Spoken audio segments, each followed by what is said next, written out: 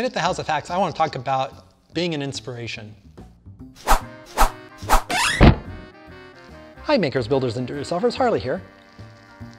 I'm in the process of going through the closing paragraph that I use in a lot of my videos, where I talk about the why for House of Hacks. Yesterday I referenced and talked about the God-given creative spark that I believe each one of us has.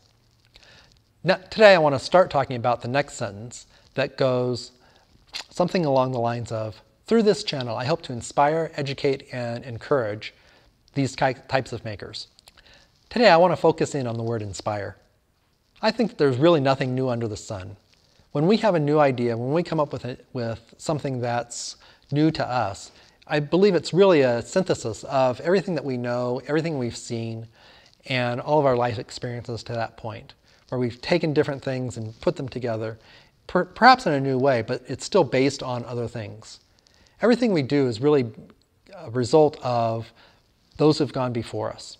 We're standing on the shoulders of giants, as it's been said, where we take something that somebody else has done and we combine it with something else, some other experience that we have, and put it together in a new way. But there's still elements of what's gone on before.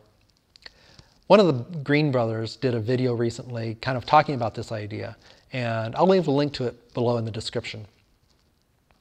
Another person that's talked about this idea is James Burke in his series Connections. This is a video series that came out, I think, in the late 70s. He also wrote a book about it that kind of encapsulated all this same information from the series.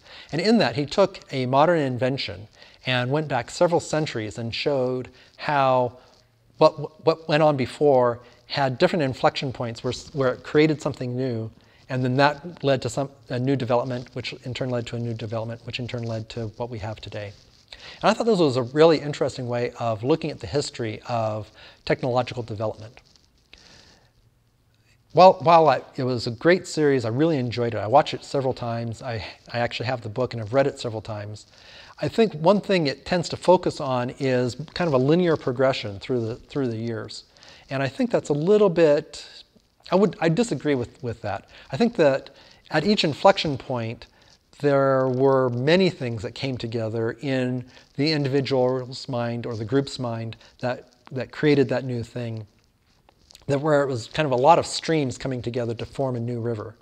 And so I want to be one of those tiny streams that provides a little bit of input into somebody's life that they can take and integrate with other things that they know and create something new. And that they can then share that with the world and with others. So I try to publicize ideas that I find interesting.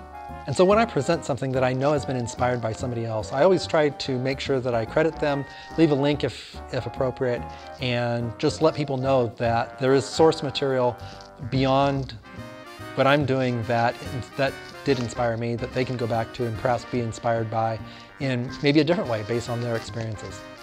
So tomorrow I want to talk about the next word in that sentence, educate. And until then, go make something. Perfection's not required, fun is.